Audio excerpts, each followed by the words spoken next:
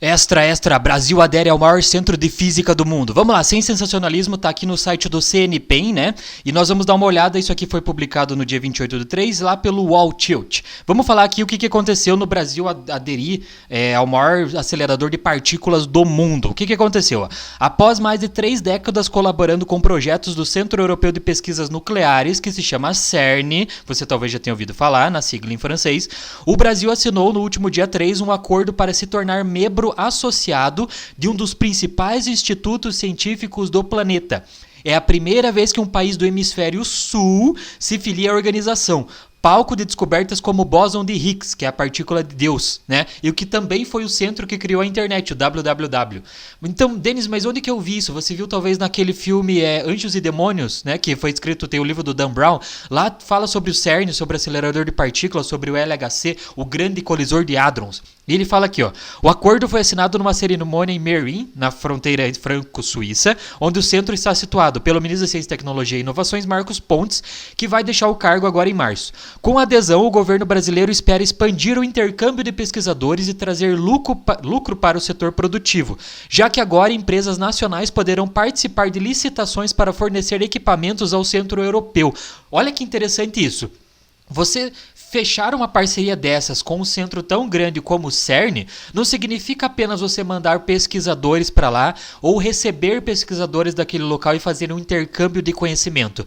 Isso permite também com que empresas brasileiras possam entrar em concorrências de licitações para produzir equipamentos para o centro. Então antes o Brasil não era afiliado, o Brasil era esquecido desse lado do mundo e é o primeiro país do hemisfério sul a aderir a esse projeto. Esse projeto já existe há muito tempo e o Brasil está entrando agora nele, né? E eles falam aqui, ó. É reconfortante ver que o trabalho que começamos lá atrás deu algum fruto, porque o CERN não é qualquer laboratório, é um centro que foi construído após a Segunda Guerra Mundial para agregar a ciência de toda a Europa, diz o professor Sérgio Novaes do Instituto de Física Teórica da Unesp, que é a Universidade Estadual Paulista em São Paulo, e ele participa da pesquisa no CERN há mais de 30 anos. E ele continua, essa adesão é muito importante para expandir a participação do Brasil na comunidade científica internacional. Lembra uma coisa que eu sempre falo para os meus alunos, você precisa estar no mundo, você precisa saber inglês, por exemplo, para fazer ciência. Fazer ciência em português é a mesma coisa que fazer ciência em tupi-guarani. Para a ciência, o português é uma língua morta. Ele não existe, você tem que estar ligado com o inglês, com outras línguas, com o alemão, você tem que estar em outros centros, você não pode ficar fechado no seu escritório trabalhando pela ciência apenas no Brasil, você tem que fazer esse intercâmbio de conhecimento. As universidades promovem muito isso, né? Principalmente as universidades públicas, tipo a Universidade Federal do Paraná, onde eu estudei, certo? E eles continuam aqui, ó. Cientistas brasileiros já colaboram de forma ativa com alguns experimentos do CERN desde a década de 80. Como membro associado, porém, o Brasil poderá ter, por exemplo, acesso prioritário a postos de direção, estágios científicos de longa duração e cursos de curta duração no laboratório. E aqui ele conta um pouco sobre a importância do CERN. Ele foi fundado em 1954 e o CERN é reconhecido pela pesquisa em física de altas energias. Lá tem os aceleradores de partículas, né? E é uma área que estuda as interações fundamentais da natureza. Se você quer conhecer o universo no primórdio dele, você tem que fazer física de altas energias e tem que ter um acelerador de partícula em um centro como o CERN, por exemplo. E o que ele continua aqui falando? Foi lá que os cientistas também criaram a primeira tela sensível ao toque, o touchscreen aí que você usa no teu celular, e onde foi feita a primeira tomografia computadorizada por emissão de pósitrons. E ele é detetor do maior acelerador de partículas do mundo, que é o LHC, né? E ele fala, são mais de 12.200 cientistas de 110 nacionalidades, oriundos de mais de 70 países. Isso é muito interessante, né? E foram 12 anos de espera até o Brasil se filiar a esse projeto aí. E ele fala, a filiação ao CERN era um desejo antigo da comunidade científica brasileira. Claro, porque você tem que fazer esse intercâmbio de conhecimento, certo?